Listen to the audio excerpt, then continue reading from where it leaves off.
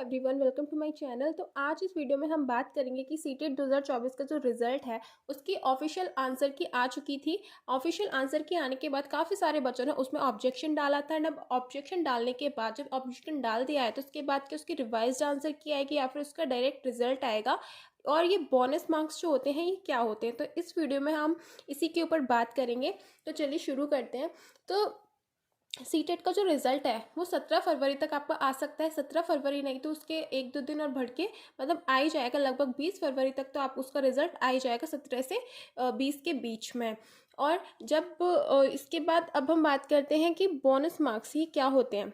तो bonus marks बच्चों को कैसे मिलते हैं कि आपने जब मेन आंसर की देखी होगी तो उसके अंदर आपने नोटिस किया होगा कि आपकी जो शीट थी उसके अंदर कुछ क्वेश्चंस के सामने Z लिखा हुआ था।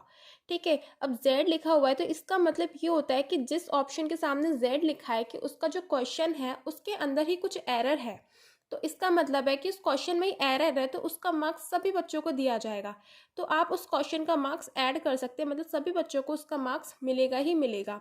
एक और चीज़, किसी किसी ऑप्शन के सामने जैसे कि क्वेश्चन नंबर 10 है, क्वेश्चन नंबर 10 में ऑप्शन है ABCD, तो क्वेश्चन नंबर 10 के सामने दो ऑप्शन लिखे हुए हैं A एंड B। तो इसका मतलब है कि 10 वाले क्वेश्चन का आंसर A भी है और B भी है।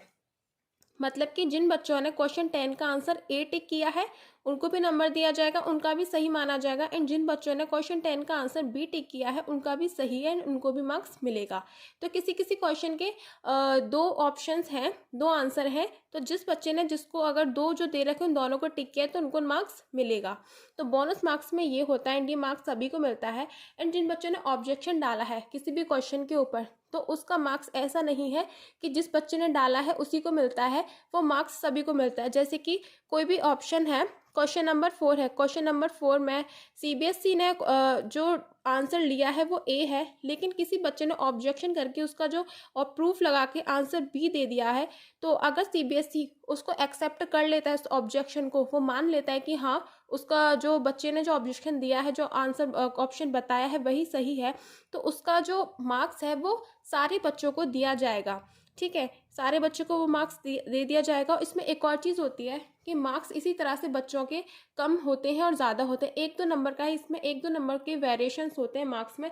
ऐसा नहीं होता कि इसमें आपको 6-7 नंबर या 8-10 नंबर आपके बढ़ जाएंगे या कम हो जाएंगे, बिल्कुल भी नहीं। 1 से 2 नंबर, 3 नंबर, ज़्यादा से ज़्यादा लास्ट 3 नंबर आपके बढ़ सकते हैं या कम हो सकते हैं। और ज़्यादातर जो देखा गया है, अगर पुराने आप ईयर्स में देखेंगे सीटेट का जो रिजल्ट है अगर आप उससे लगाएंगे तो मार्क्स इंक्रीज ही होते हैं, डिक्रीज तो रेयर ही ऐसा कोई केस हुआ होगा जब मार्क्स डिक्रीज हुआ होगा।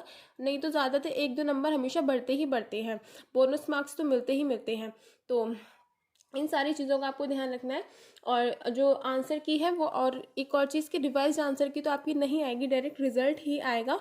और जो रिजल्ट है आपका वो 17 फरवरी या उसके आसपास तक आ सकता है। तो आज की वीडियो में बस इतना ही, मिलते हैं नेक्स्ट वीडियो में।